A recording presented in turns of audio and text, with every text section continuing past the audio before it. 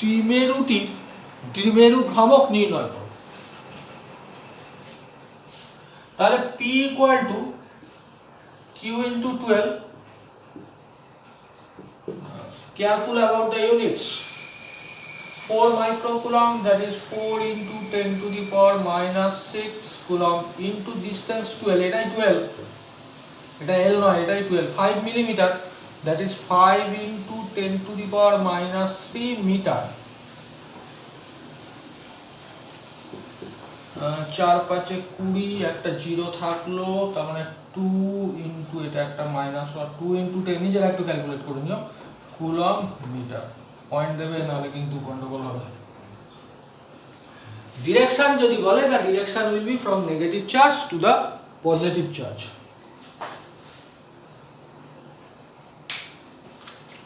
Next একটা অঙ্ক করছি একটু, আমি ইলেকট্রিক ফিল্ডের ওপরও কিছু অঙ্ক করব, বরঞ্চ ফিল্ডের ওপর অঙ্কগুলো করি, এগুলো খুব সিম্পল অঙ্ক।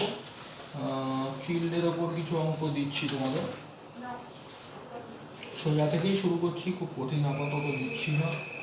তোমরা একটু যে বইটা ফলো করো একটু দেখবে।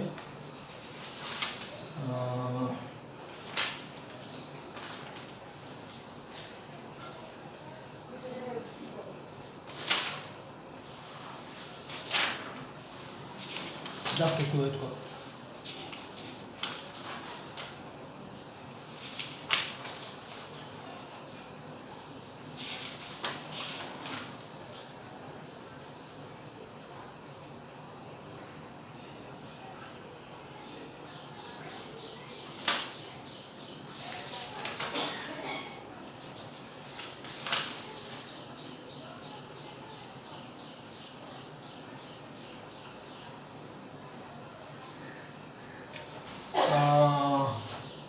Calculate the electric field. Calculate the electric field strength required to just support a water drop of mass 10 to the power minus 3 kg and having a charge of 1.6 into 10 to the power minus 19 coulomb. খুব interesting, বাংলাটা বলে দিচ্ছি।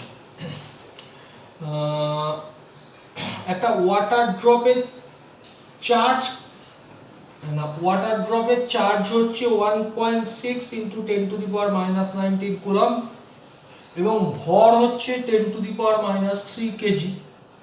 ওই water ড্রপটাকে balance করার জন্য, মানে ওটা যদি শূন্যে ভেসে থাকে বা কোনো ইলেকট্রিক ফিল্ডে ভেসে থাকে, এটাকে ব্যালেন্স করার জন্য কতটা ইলেকট্রিক ফিল্ডের প্রয়োজন। ক্লিয়ারলি, খুব ভালো কোশ্চেন। তাহলে একটা ওয়াটার ড্রপ বা ড্রপলেট যাই বলো, ড্রপলেট বলতেই ভয় লাগছে এখন, ওয়াটার ড্রপলেট, এর মাসের জন্য একটা ওয়েট তৈরি হবে। ক্লিয়ারলি, মাসের জন্য একটা ওয়েট তৈরি হবে। তাহলে এই যে পেনটা আমি যদি এখানে ছেড়ে দিই, এটা কি এখানে থাকবে? এর ওয়েটের জন্য এটা নিচে পড়ে যাবে। কিন্তু এটাকে আমরা যদি ব্যালেন্স করতে চাই, মানে এমন অবস্থা তৈরি হলো যে এটা পড়ে যাচ্ছে না, ইন দ্যাট কন্ডিশন এখানে কতটা ইলেকট্রিক ফিল্ড দরকার হবে, কতটা ইলেকট্রিক ফিল্ড দরকার হবে কোশ্চেনে বলেছে। আমি তোমাদের একটু কেয়ারফুলি চিন্তা করতে বলছি যে ইলেকট্রিক ফিল্ডটা কোন দিকে হবে। দেখো, এর যে চার্জটা বলেছে, যদি শুধু ম্যাগনিটিউডও বলে থাকে তাহলেও সেটা হচ্ছে 1.6 into 10 to the power minus 19 coulomb. I am taking the charge positive, আমি পজিটিভ নিচ্ছি এই চার্জটাকে। তাহলে it will feel a force of Q into E, electric field, at the direction of electric field. তাহলে যদি একটা ইলেকট্রিক ফিল্ড এই ডিরেকশনে act করে, কোন দিকে? ওয়েটের বিপরীত ডিরেকশনে যদি ইলেকট্রিক ফিল্ড অ্যাক্ট করে, তাহলে এটা তো প্লাস কিউ চার্জ আছে, ইলেকট্রিক ফিল্ডে এটা রয়েছে, তাহলে এর উপর একটা ফোর্স হবে q into E in that direction, q E. If q E এই ফোর্সটা এমজি এর সাথে ইকুয়াল হয়, তাহলেই ওই ওয়াটার ড্রপলেটটা ওখান থেকে পড়বে না, ব্যালেন্সে থাকবে। তাহলে ব্যালেন্স থাকার কন্ডিশন হলো কিউ ই সমান সমান এমজি, এর মধ্যে q given, m given, g given. Careful about the units, you can find the electric field. আমি অঙ্কটা করছি না, অ্যান্সারটা তোমাদের বলে দিচ্ছি, বাড়িতে একটু চেষ্টা করবে। ইলেকট্রিক ফিল্ড যেটা বেরোবে that will be 6.125 into 10⁻16। Electric ফিল্ডের ইউনিট হচ্ছে নিউটন, কুলম্ব টু দি পাওয়ার -1। কে করবে, করে দেখবে যে ঠিক আছে কিনা। আমি যেটা জিজ্ঞেস করছি, এই চার্জটা যদি নেগেটিভ হতো তাহলে কতটা ফিল্ড দরকার হতো? সেম ফিল্ডই দরকার হতো, শুধু এই ফিল্ডটা তখন অপোজিট ডিরেকশনে দরকার হতো, কারণ নেগেটিভ চার্জ ইলেকট্রিক ফিল্ডের অপোজিট ডিরেকশনে ফোর্স ফিল করে। তার মানে যদি নেগেটিভ চার্জ হয়, ফিল্ডটা যদি এদিকে হয় নিচের দিকে, তাহলে এর উপর ফোর্সটা অপোজিট ডিরেকশন হবে। বুঝতে পেরেছো তো? সুতরাং নেগেটিভ চার্জ বা পজিটিভ চার্জ হোক, তোমার যদি ডিরেকশন বার করতে না হয় তাহলে তুমি q equal to mg plus করে দাও, ডিরেকশন বেরিয়ে যাবে, কিন্তু এই ম্যাগনিটিউড বেরিয়ে যাবে। কিন্তু ডিরেকশন যদি বার করতে হয় তাহলে সবসময় খেয়াল রাখবে পজিটিভ চার্জ হলে ইলেকট্রিক ফিল্ডটা হবে যেদিকে ওয়েট অ্যাক্ট করছে তার অপোজিটে। এভাবে মুখস্থ রাখার চেষ্টা করো না, একটু ভেবে নিও। আর নেগেটিভ চার্জ যদি হয় তাহলে ইলেকট্রিক ফিল্ডটা ওয়েটের দিকেই হবে, কারণ ইলেকট্রিক ফিল্ডটা ওয়েটের দিকে হলে নেগেটিভ চার্জের ওপর ফোর্সটা ইলেকট্রিক ফিল্ডের অপোজিট ডিরেকশনে। নেক্সট, আমি করলাম না অঙ্কটা, রেজাল্টটা লিখে দিলাম।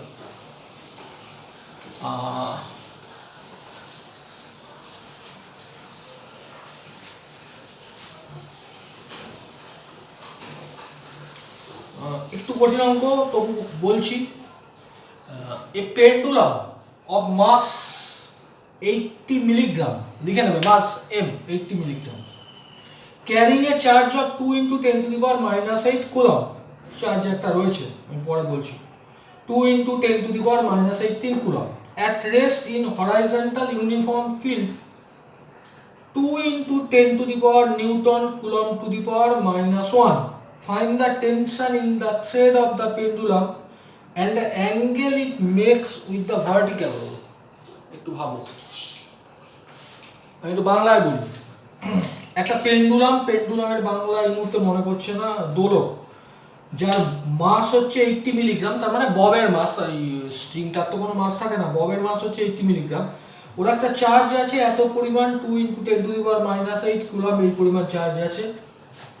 এটা একটা হরাইজন্টাল ইলেকট্রিক ফিল্ড। হরাইজন্টাল মানে ভূমির সাথে সমান্তরাল ইলেকট্রিক ফিল্ডে রেস্টে আছে মানে স্টেবল কন্ডিশনে আছে। যে ইলেকট্রিক ফিল্ডের ভ্যালুটা হচ্ছে 2 × 10⁻⁻⁰ নিউটন কুলম্ব টু দি পাওয়ার -1। তোমাকে যেটা বার করতে হবে, স্ট্রিং এর যে টেনশনটা সেটা বার করতে হবে, এবং অ্যাঙ্গেল যেটা ওটা তৈরি করবে থ্রেডটা ভার্টিক্যালের সাথে, সেই অ্যাঙ্গেলটা, অর্থাৎ ভার্টিক্যালের সাথে অ্যাঙ্গেলের প্রশ্ন। কেন অ্যাঙ্গেলের প্রশ্ন? এই জন্য যে একটা পেন্ডুলাম এই পজিশনে থাকে, তাই তো? কেন এরকম পজিশনে থাকে? যেহেতু এটা ওয়েট আছে, ওয়েটটা নর্মালি ডাউনওয়ার্ড অ্যাক্ট করে। এবার এই পজিশনে থাকার কারণটা হচ্ছে এর মাস তো m, তাহলে এর একটা ওয়েট রয়েছে mg ইন দ্যাট ডিরেকশন। পেন্ডুলামের মাস ছাড়া একটা চার্জ রয়েছে +q, ওরা বলে দিয়েছে, যার ভ্যালুটা আমি বলেছি, তোমরা হয়তো লিখে নিয়েছো বা পরে আবার বলে দেবো। এবং এই চার্জটা থাকলেও কিছু হতো না, এখানে একটা ইলেকট্রিক ফিল্ড রয়েছে E। এইবার বলো কি সিনারিওটা হবে? সিনারিওটা হবে এর ওয়েটটা তো এখানেই থাকবে, অ্যাক্ট করবে, কিন্তু ই মানে ইলেকট্রিক ফিল্ড অ্যাক্ট করছে ই, দ্যাট ইজ +1 চার্জের উপর ফোর্স হচ্ছে ই। তাহলে +q চার্জের উপর ফোর্স কত হবে? QE। তাহলে এই পেন্ডুলামের উপর q × E এই অ্যামাউন্ট অফ একটা ফোর্স অ্যাক্ট করবে কোন ডিরেকশনে? ফিল্ডের ডিরেকশনে। তাহলে পেন্ডুলামটা এখানে থাকবে, এর উপর একটা ফোর্স তৈরি হলে এটা, তুমি যদি এটাকে এটা দিয়ে টানো ধরো, সেরকম এই ইলেকট্রিক ফোর্সটা q × E ওকে তো ফিল্ডের দিকে টানবে, যার ফলে কি হবে? পেন্ডুলামটা আস্তে আস্তে সরতে থাকবে এবং সার্টেন একটা কন্ডিশনে ও আবার স্টেবল কন্ডিশনে আসবে। তাহলে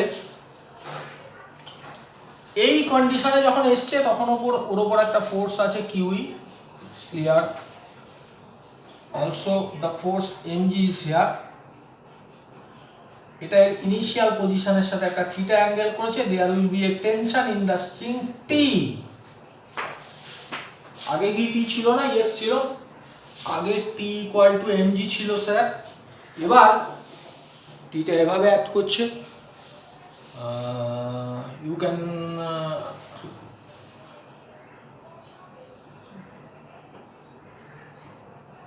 কম্পোনেন্ট ডিভিশন করতে পারো স্যার। তাহলে এই অ্যাঙ্গেলটা থিটা হলে ক্লিয়ারলি এই অ্যাঙ্গেলটা থিটা হবে, এই কম্পোনেন্টটা কি হবে T cos theta, and that will be t sin theta। ছবিটা এঁকে নাও, আমি এবার ছবিটা মুছে দেবো। t cos theta and t sin theta। Next you write t cos theta mg কে ব্যালেন্স করছে সোজা সোজা সোজা, t cos theta equal to mg, t sin theta equal to qe, that is এটাকে এটা দিয়ে ডিভাইড করছো, t sin theta by t cos theta, that is tan theta